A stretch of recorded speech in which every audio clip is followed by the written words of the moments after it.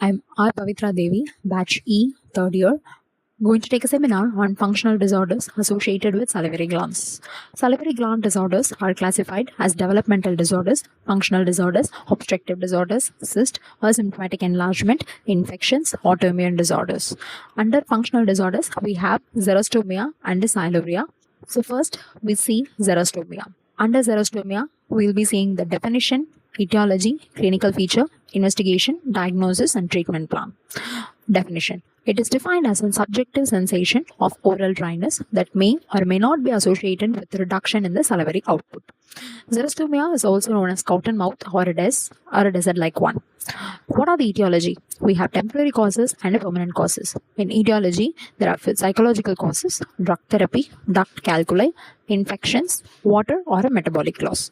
In permanent causes, we have the developmental origin like salivary gland aplasia, radiation therapy to the head and neck region, that is more than 6,000 centigrades of radiation on a duration of more than 5 weeks causes salivary gland acinar cell atrophy and fibrosis, which is irreversible, and surgery or trauma to the ducts, impairing the function. Local factors and systemic factors. In local factors, we have degrees of mastication, smoking, mouth breathing. Systemic factors, we have the Sjogren syndrome, diabetes mellitus, diabetes insipidus, HIV infection, and a psychogenic disorder.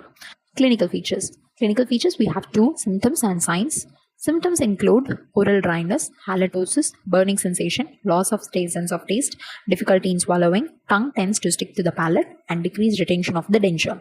Signs. Disappearance of the saliva pool, mucosa is dry or glossy, pale or atrophic, duct orifices, viscous and opaque saliva. The tongue undergoes glossitis, which further formed into fissured one, which finally leads to red with papilla atrophy. We have angular cheilitis, rampant caries, periodontitis, and candidiasis. These are the oral manifestations. Then, in diagnosis, a thorough examination of oral cavity and xylometry is done. A tongue depressor may stick to the buccal mucosa. In women, there is a sign called lipstick sign, where the lipstick adheres to the front teeth. We have other signs like tongue blade sign or a mouth mirror sign, string sign, cracker sign. The residual saliva is viscous, sticky, and appears stringy and foamy. The dental caries could also occur, which is found in the cervical margin and incisal margins. The special investigations are xylometry, xylo-CT scanning, labial biopsy, xylochemical analysis, and laboratory values. The management of xerostomia includes local stimulation, salivary substitute like carboxymethylcellulose, systemic stimulation, prescribing xylogogues like pilocarpine, cevimelin, oral hygiene products like lactoferrin and lactoperoxidase, and avoidance of certain things like sticky things and salty foods and dry foods. The second functional disorder of salivary gland is siluria or thialism, which is hypersalivation, is defined as an excessive production of saliva because of an increase in the saliva production, or it could occur because of decreased salivary clearance also. It has a symptom of drooling, that is excess saliva beyond the lip margin. Etiology, medications, hyperhydration, infant feeding, idiopathic paroxysmal hypersalivation, heavy metal poisoning, GERD, obstructive esophagitis.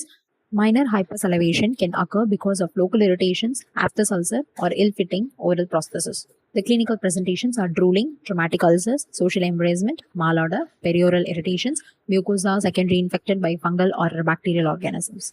Diagnosis of siluria includes to obtain the exact history of the hypersalivation as well as thorough and complete medical history. Systemic oral evaluation focusing on the salivary gland enlargements, oral ulcerations, head or neck or oral masses, neuromuscular function, and removal intraoral prosthesis.